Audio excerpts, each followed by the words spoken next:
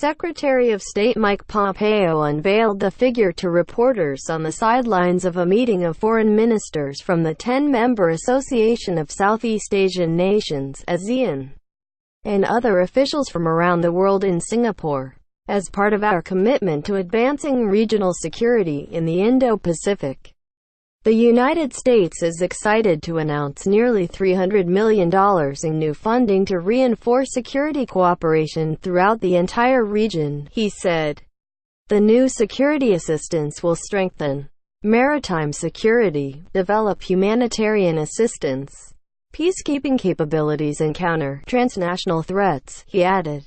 The United States said earlier this week it would invest $113 million in technology, energy and infrastructure initiatives in emerging Asia, which he called a down payment on a new era of U.S. economic commitment to the region. The announcement came as China forges ahead with plans to bolster its engagement in the region. The United States' developing vision for a free and open Indo-Pacific comes at the same time as China ramps up its influence as part of its Belt and Road plan to bolster trade ties with nations in Southeast Asia and beyond.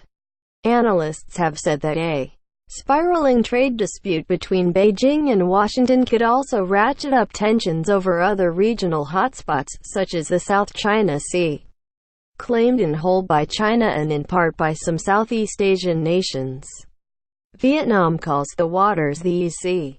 The Chinese government's top diplomat, State Councillor Wang Yi, told reporters at the same forum that China welcomed and was willing to work with the United States to help with faster development and better security in the region.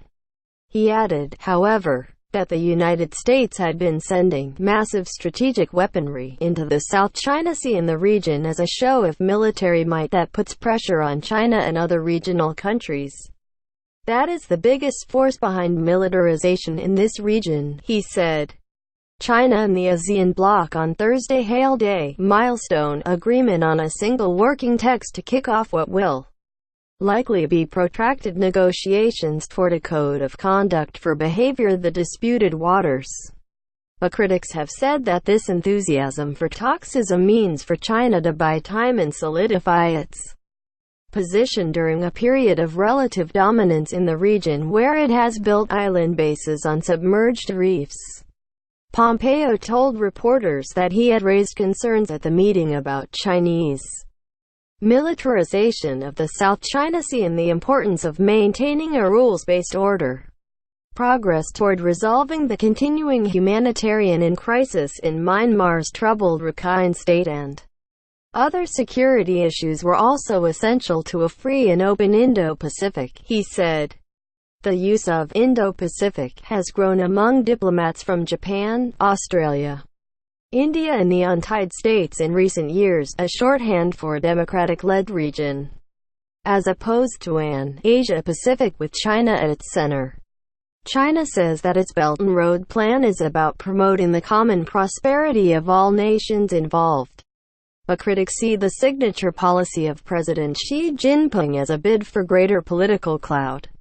The video is sponsored by CNtronic.com.